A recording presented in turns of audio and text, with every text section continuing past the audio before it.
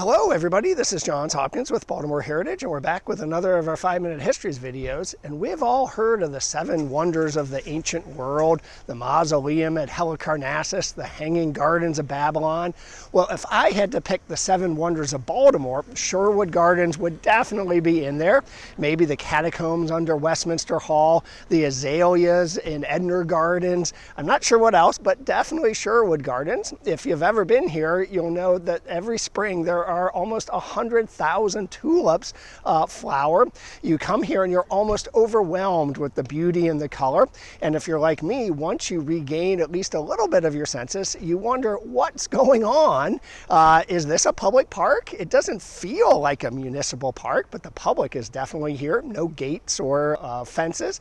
And who plants these tens of thousands of tulips each year? That's what we're going to try to talk about a little bit today. Have to start by saying that it's now April of 2023, if you're following along real time. And you all, with your help and support, have gotten Baltimore Heritage through the first quarter of the year. So thank you to everybody who's made a donation or considering one. We are a small nonprofit and literally every dollar helps. So thank you, thank you. All right, well, we're going to start our story about what's going on back to the estate of Aruna S. Abel, the founder of the Baltimore Sun. This was his estate. He had purchased the property from the McDonald family that had owned it since the years just after the Revolutionary War. They had named it after the Battle of Guilford Courthouse in the Revolution, and thus the estate name Guilford stuck.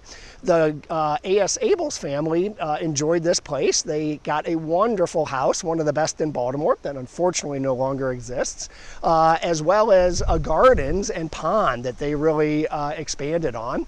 When they sold the property in the early 1900s to the Roland Park Company, the Roland Park Company got something really good. Of course, the Roland Park Company had just developed the Roland Park neighborhood and had turned here to do somewhat similar.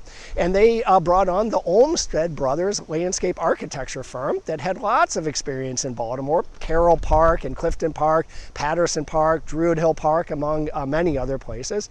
And apparently the Olmsteds liked the gardens that the Abel family had, but not the pond. They filled in the pond, but they kept the gardens.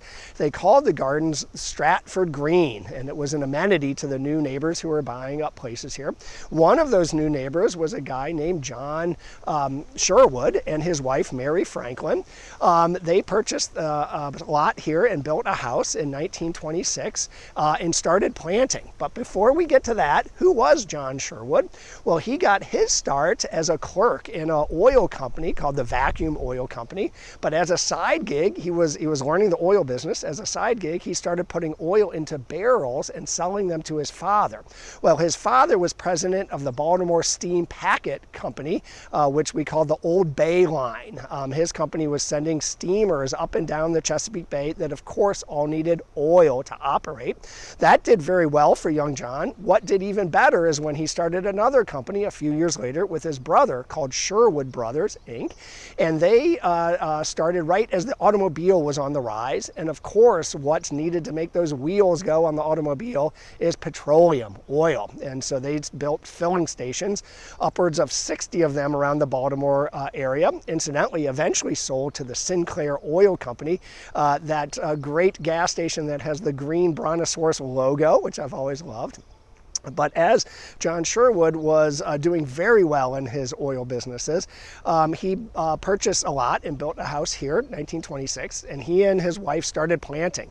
They didn't start with tulips, they started with boxwoods. They went down to former colonial era estates in southern Maryland and took clippings and started planting 150-year-old boxwoods here on their lawns, and that did pretty well. But by 1930, they were planting tulips and apparently doing a really well, really rolling along so much that they rolled out of their own yard and into Stratford Green. But nobody seemed to mind. The line between what was the Sherwoods and what was Stratford Green was blurred, but to everybody's benefit.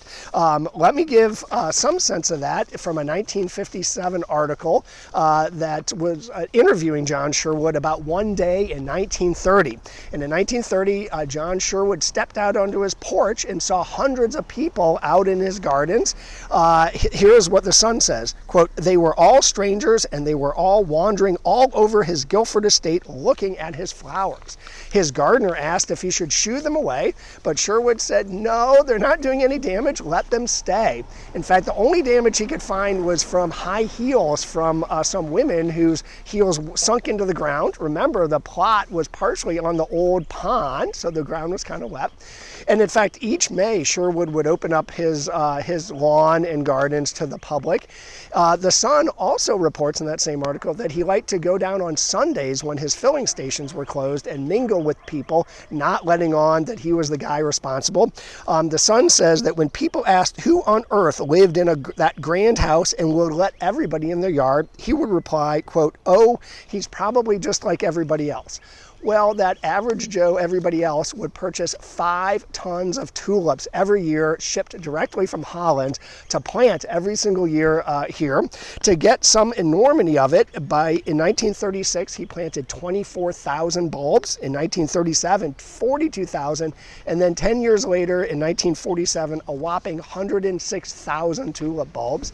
He planted new ones each year because apparently tulips in their second year of growth, their flowers are a little smaller and colors a little not as bright, and only the best would do for Sherwood in his gardens. Interestingly, what he considered the top prize was not the tulips, but his boxwoods that he and his wife had cultivated so lovingly that are still here.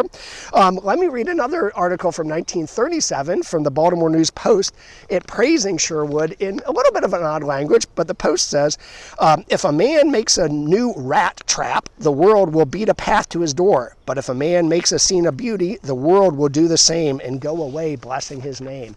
And that we did, calling this place Sherwood Gardens. The gardens soon became really popular, even beyond Baltimore. National Geographic did an article on it with wonderful photographs. And a Peabody composer named Franz Borshtein was so inspired, he wrote a song called The Earth Sings that was broadcast to Allied troops in World War II all across the world. So we got a lot of fame. With that came visitors. In 1947, 100,000 people in May alone visited, and in one particularly sunny day, on a Sunday, 40,000 people in one day were here. Things were going very well until 1965 when Sherwood died. In his will, he left enough money to keep the gardens going for another year. But after that, his sons declared they were going to sell the property for real estate development. There was a public outcry, and the residents here in Guildford rallied. They formed a company called Stratford Green, a nonprofit company called Stratford Green, to begin raising money and keep the gardens going. The city initially partnered, but after a few years, by 1970, they bowed out. But the Stratford Green folks and the Guildford Association, the neighbors here, kept it going, and that's who operates it today.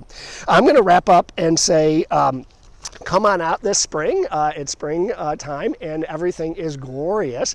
If you are a gardener, come out the Saturday before Memorial Day and bring your shovel. For 30 cents, you can purchase and dig up a tulip bulb, helping raise money for the 80,000 bulbs that Stratford Green will buy and plant next year. We might not get 40,000 people out, but today people are streaming in and maybe we will. Thanks so much, and we'll see you next time.